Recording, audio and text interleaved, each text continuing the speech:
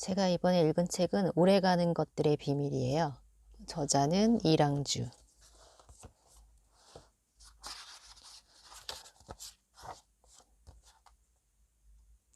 이랑주 저자를 소개하면 좋은 것의 가치를 더 많은 사람들의 눈에 보이게 만드는 대한민국 최고의 비주얼 전략가. 죽어가는 곳도 살리는 미다스의 손으로 불리며 대규모 프랜차이즈에서 작은 가게까지 27년 동안 수많은 곳들을 컨설팅해왔다.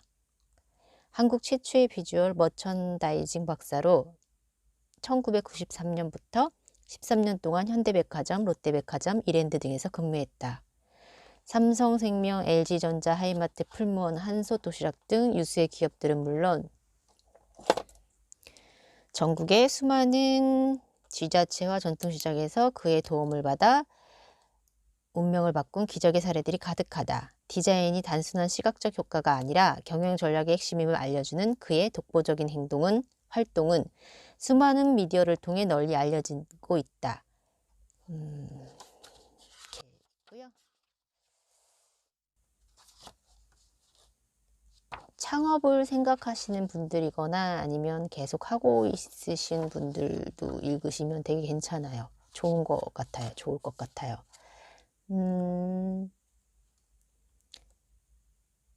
좋은 것을 만들었는데 오래가지 않는다면 왜 그 카페만 오래 기억에 남을까? 당신에게 60개의 화분이 있다면 복숭아에 대해 30초 동안 30가지 말하기. 완벽한 비주얼 컨트롤이 부리는 마법. 어떤 변화에도 흔들리지 않는 뿌리의 힘. 새로운 세대가 좋아하는 올드함의 비밀. 디지털 시대에 더 빛을 발하는 아날로그의 힘. 좋은 부분이 되게 많은데 그 중에서 제가 좋아서 표시해 놓은 부분 읽어볼게요. 1000개를 생각할 때 무엇이 달라지는가? 앞에서 내가 하는 일이 1개가 아니라 1000개라는 것을 상상했을 때 무엇이 달라졌는지 한번 정리해보자. 그 일을 좋아할 사람이 내가 아니라 고객으로 바뀌었다. 그 일이 분명한 이유를 갖고 있어야 한다는 것을 깨달았다. 그 일을 누가 하더라도 똑같은 결과여야 한다는 사실을 알았다. 그 일이 오늘의 일만이 아니라 미래의 일과도 관련 있음을 느끼게 되었다. 1000개를 상상하면 우리는 이 일을 왜 이렇게 해야 하나가 분명해지는 프레임을 갖게 된다.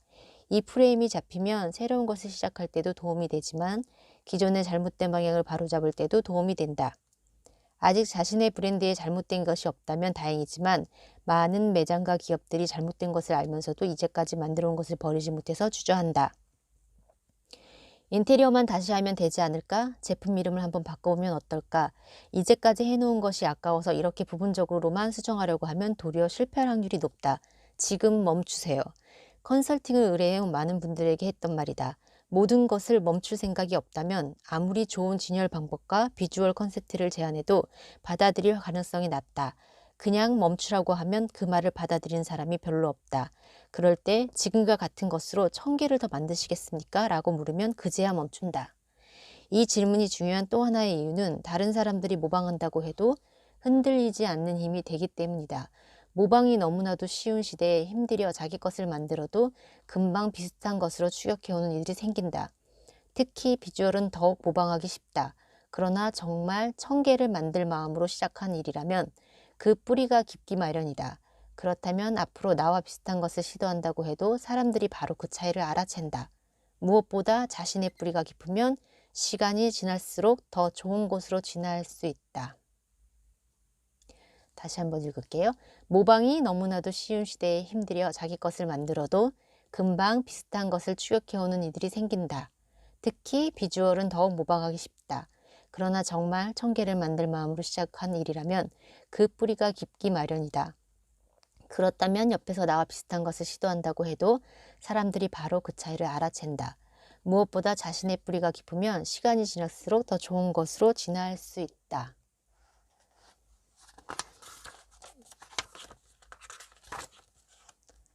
그 다음에는 66페이지. 500년 된 양갱이 가게에도 쇼윈도가 없다.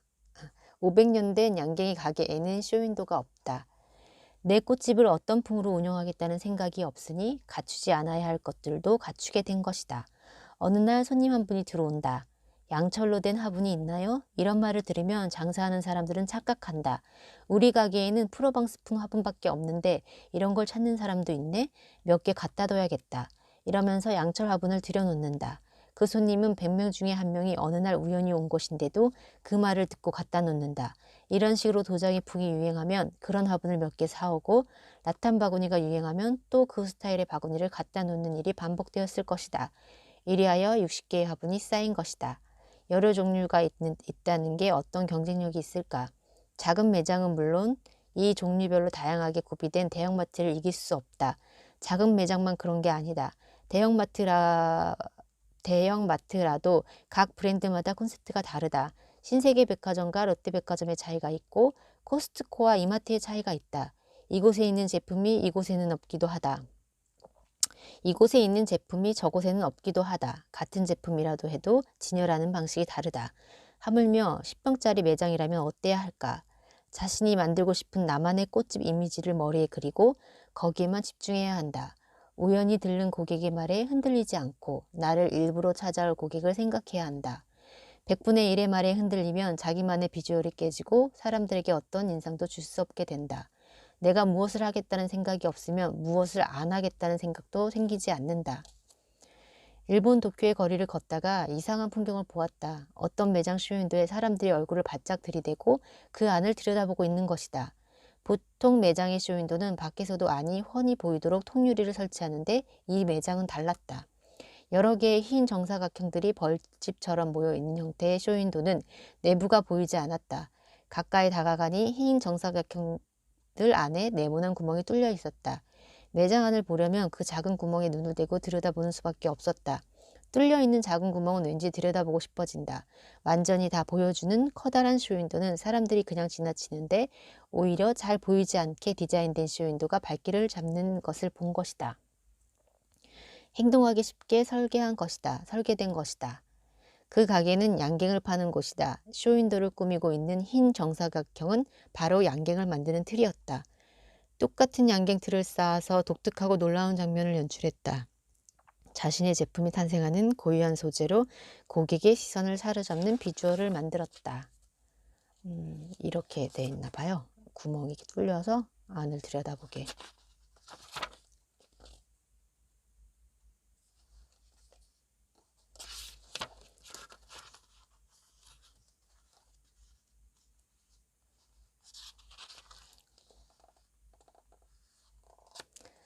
그다음에 98페이지 처음 일을 시작하는 많은 이들이 대개 이렇다.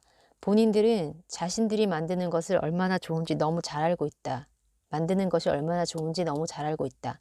분명 내가 하려는 일이 세상에 의미 있는 일이고 기존의 것과 다른 장점이 있다. 그래서 자신만만하게 사업을 시작하고 매장을 연다. 그런데 고객들은 이거나 저거나 별다를 게 없네라고 생각한다. 고객들이 그 차이를 몰라주니 섭섭하고 답답하다. 결국 야심차게 시작한 일인데 처음의 열정과 신선함은 곧 사라지고 만다. 결국 수많은 비슷한 것들 중에 하나를 내놓게 되고 세월이 흐르면서 사람들에게 잊힌다.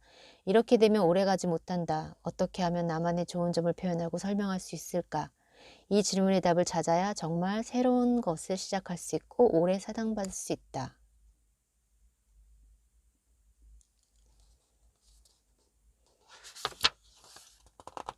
자기 생각을 이끌어내는 복숭아에 대해 말하기. 누구나 스타벅스 같은 로고를 만들고 싶고 베스킨라빈스의 분홍색과 같은 상징색을 갖고 싶어 한다. 그런데 왜 우리 브랜드는 선명한 이미지를 갖지 못할까? 이유는 나의 본질을 표현하는 나만의 상징이 없기 때문이다. 나만의 상징을 찾기 위해서는 먼저 자신을 설명하는 언어가 많아야 한다. 그 언어들 중에서 남들은 흉내낼 수 없는 나의 본질도 찾을 수 있고 바늘처럼 뾰족하면서도 사람들을 매료할 수 있는 나만의 상징도 찾을 수 있다. 그러면 우선 자신을 설명하는 언어부터 만들어 보자. 기업에서 컨설팅 의뢰가 오면 나는 먼저 그 기업의 이미지를 떠올려 본다. 그 기업이 운영하는 매장을 찾아가 길 건너편에서 매장을 한참 바라본다. 그렇게 바라보았을 때 갓 시작한 기업만이 아니라 오래된 기업 중에서도 특정한 이미지가 떠오르지 않는 경우가 많다. 고객의 입장에서 특정 이미지가 떠오르지 않는 건 그 기업의 본질을 표현하는 상징이 없다는 것이다. 설령 그런 상징이 있다고 하더라도 그 상징을 통해 고객과 소통하는 힘이 약하다는 것이다. 이런 경우에는 컨설팅을 할 이유가 있다. 하지만 좋은 이미지가 바로 떠오르는 곳이라면 굳이 컨설팅을 할 이유가 없다. 본인들의 힘으로 자기 길을 잘 갈 수 있는 곳이기 때문이다. 본격적으로 컨설팅을 시작하면 첫 번째로 하는 일은 그 기업의 구성원들과 함께 복숭아에 대해 말하기다. 복숭아에 대해 말하기란 복숭아를 가지고 30초 안에 떠오르는 30가지를 써보는 것이다. 이 과정을 해보면 어떤 일이 일어날까? 그 기업의 구성원들은 현재 상태가 드러난다. 언뜻 쉬워 보이지만 생각보다 어렵다. 30초가 매우 빨리 지나간다. 쉬운 말도 잘 생각나지 않는다. 10개도 말하지 못하는 사람도 많고 아예 한두 개밖에 적지 못해 진행이 안 되는 곳도 있다. 왜 그럴까? 첫 번째 이유는 이것이다. 전에 해본 적이 없어서이다. 자기 시각에서 무언가를 관찰하고 자유롭게 말해본 경험이 없는 것이다. 두 번째 이유는 무엇일까? 바로 이걸 해서 뭐해라는 생각이 가로막고 있기 때문이다. 어린아이 같은 어린아이 장난 같은 스토밍을 하려고 내가 여기 다니는 게 아니다. 이런 부정적인 태도가 자유로운 연상작용을 방해한다. 그럼 이런 유치한 일을 왜 할까? 남의 말이 아니라 나의 말을 찾기 위해서이다. 외부 사람들이 자신의 기업을 보고 뭐라고 평가하는지 말해보라고 하면 의외로 편안하고 자유롭게 이야기한다. 남의 이야기이기 때문이다. 반면 자기 기업에 대해 자신이 느끼는 바를 이야기해보라고 하면 이상하게 솔직해지지 않는다. 그러나 어떤 브랜드든 찾아야 하는 것은 남의 눈을 빌려서 하는 평가가 아니라 이 브랜드를 만드는 우리만의 고유한 마음이다. 그러려면 자기 마음 깊은 곳을 파헤쳐야 한다. 솔직해져야 하고 장애물이 없어야 한다. 그 기초 작업으로 복숭아에 대해 30가지 말하기를 먼저 해보는 것이다. 저도 이걸 한번 해봤는데 생각보다 되게 어렵더라고요. 많이 생각날 줄 알았는데 남들이 생각하는 만큼밖에 생각이 안 되는 거예요. 저 자신을 생각할 때도 이런 방법을 쓰면 되게 괜찮을 것 같아요. 제 이름을 쓰고 그 주위에 제가 생각하는 저를 쓰고 그리고 또 저랑 제일 가까운 사람한테 부탁을 해서 저를 생각하면 생각나는 단어들을 써달라고 해서 그거를 접목하면 저만의 브랜드가 탄생할 수 있을 것 같다는 생각이 들었어요. 이것도 연습을 하다 보면 되겠죠.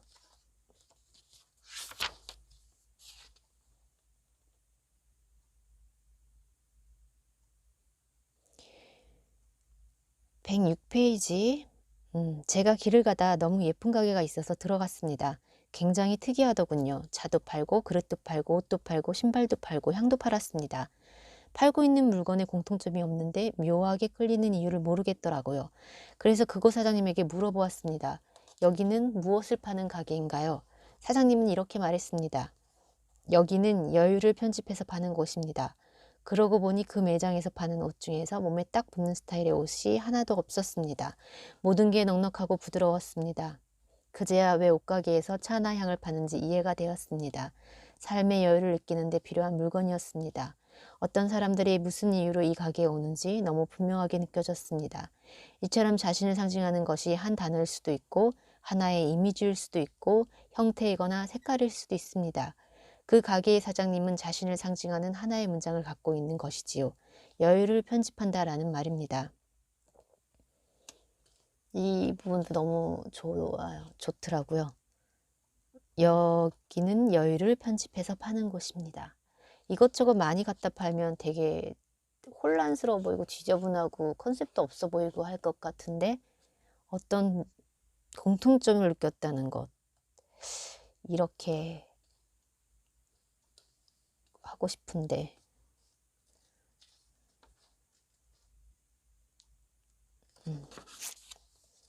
부럽네요. 이렇게 할 수 있다는 게.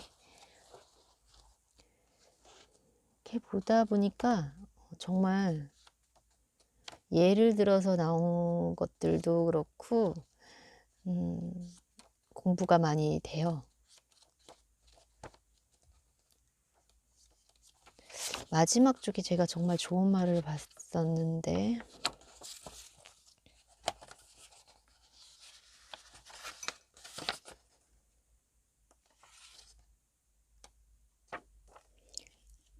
결국 이 책을 통해 하고 싶었던 말은 오래 가려고 흔들리는 거니까 힘들어하지 말자라는 거다.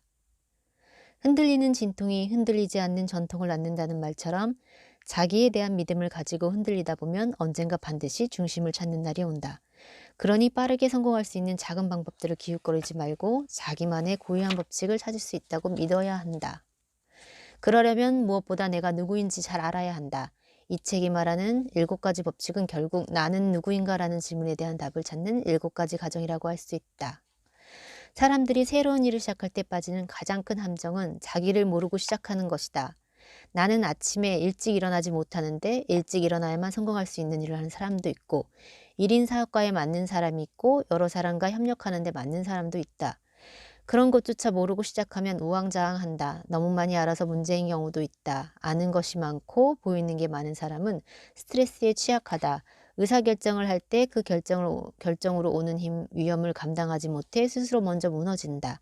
그런 사람은 오히려 누군가를 돕는 역할을 하는 게 맞다. 그래서 오래가는 것을 생각하는 게 중요하다. 오래 간다고 생각하면 나에게 맞지 않는 일은 하지 않게 되기 때문이다. 나에게 맞지 않는 일이지만 이 일이 요즘 잘 된다고 하니까 빨리 해서 성공하고 접으면 되지. 이렇게 생각하면 결국 접담한 종이만 내 무릎에 수두룩하다. 제대로 접은 종이학 하나가 내 손에 쥐어지지 않는 것이다. 최근에 온라인으로 사업하는 게 쉬워지면서 이와 같은 경우를 수없이 본다. 쉬운 길이 눈에 보일 때일수록 더더욱 이 길이 오래 가도 좋은 나만의 길인지 생각하면서 일을 해야 한다. 시간을 이겨내지 않고 위대한 것을 만들 수는 없는 일이다. 시간을 이겨내지 않고 위대한 것을 만들 수는 없는 일이다.